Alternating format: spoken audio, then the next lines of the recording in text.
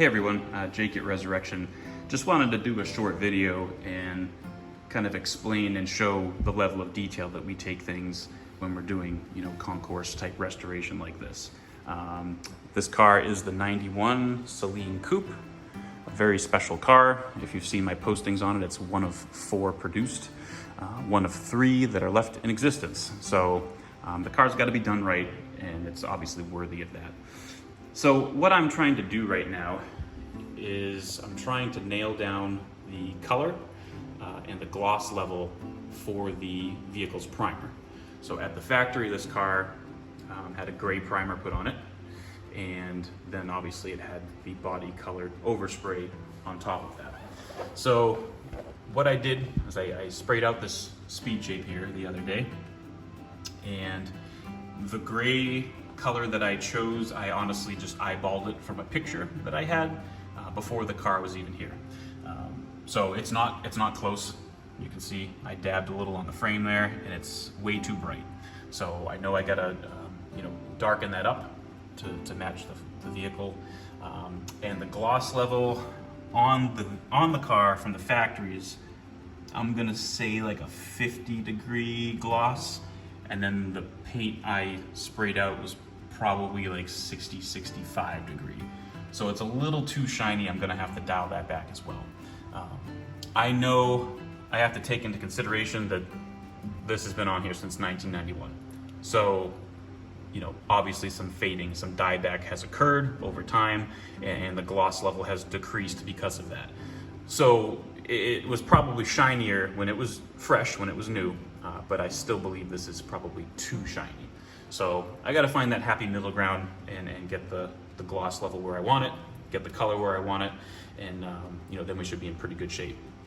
This is just some red I had. I used as like an overspray just to sort of get a kind of an idea of what that would kind of look like as well. So that's kind of, like I said, I just want to kind of share the I'm not going to say the trouble we go through, but just the level that we go to just make sure things are right. I always say that if you're going to do it, just do it to the best ability that you can, or don't do it at all. Go find a different job, because the customer's paying all the money, that they want it to look right. So just spend the extra time to get it perfect.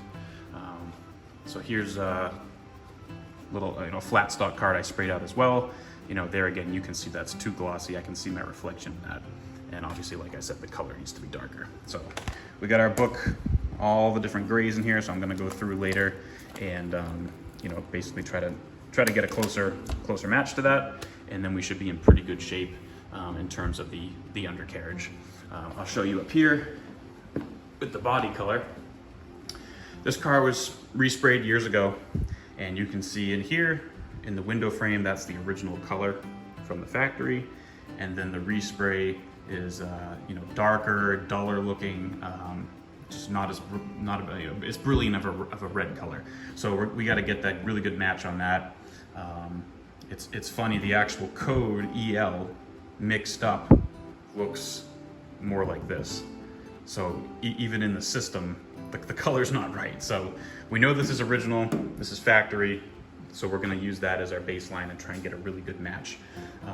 The wild strawberry color is a fairly rare color. I believe this is the only coupe that ever came in this color.